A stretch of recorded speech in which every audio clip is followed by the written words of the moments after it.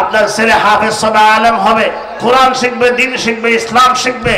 এই মাদ্রাসার জন্য আপনারা তিনটা কাজ করবেন। যারা মুসলমান, মাদ্রাসার যারা আতরাফ আশেপাশের লোক আছে, মাদ্রাসা তিনটা হক পাবে। বলেন কয়টা হক? এক নম্বর দোয়া, মাদ্রাসার জন্য দোয়া করবেন। মাদ্রাসার উস্তাদ ছাত্র সকলের জন্য দোয়া করবেন। দুই নম্বর হলো, এক নম্বর দোয়া, দুই নম্বর ফোয়া। এক নম্বর দোয়া, দুই নম্বর কি? ফোলারি। মাদ্রাসায় সন্তান দিবেন। সন্তান না দিলে পড়াবে কাকে? হাফেজ বানাবে কাকে? আলেম বানাবে কাকে? নিজের সন্তানকে আলেম বানান, হাফেজ বানান, মাদ্রাসায় সন্তান দিবেন। তিন নম্বর হলো দয়া। দয়া মানে সহযোগিতা, পরামর্শ লাগলে পরামর্শ, টাকা লাগলে টাকা। মাদ্রাসার উপর কোনো আঘাত আসলে মাদ্রাসা হেফাজত করা, ষড়যন্ত্রের শিকার হলে সহযোগিতা করা। এই মাদ্রাসার মধ্যে সহযোগিতা করার দরকার আছে কি নাই? প্রত্যেকেই সহযোগিতা করবেন। প্রত্যেকের সামর্থ্য অনুযায়ী, যে 1 লক্ষ পারে সেই 1 লক্ষ, যে 1000 পারে সেই 1000, যে 1 টাকা পারে সেই কি 1 টাকা।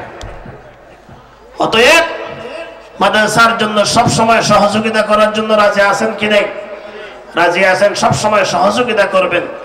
অনেক আলোচনা হয়েছে, আর দীর্ঘায়িত করব না।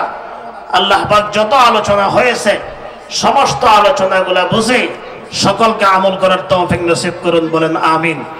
এই মাদ্রাসাকে আল্লাহ তা কিয়ামত জারি রাখুন। বলেন আমিন। মাদ্রাসার মুহতামিম সহ মাদ্রাসার শিক্ষক যারা আছে প্রত্যেকের প্রত্যেকটা কাজের মধ্যে আল্লাহ ইখলাস নসিব করুন। বলেন আমিন।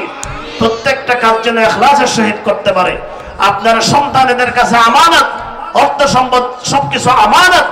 আমানতের মধ্যে যেন খিয়ানত না হয়, যথাযথভাবে যেন আপনার সন্তানকে মানুষ করতে পারে।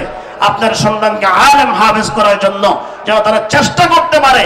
এই টাকা যেন তারা অন্যায়ভাবে খেয়ানত না করে, যেন মাদ্রাসার জন্য, ছাত্রদের জন্য, শিক্ষকদের জন্য খরচ করতে পারে। আল্লাহ যেন তাদেরকে সেই তৌফিক নসিব করেন। বলেন আমিন।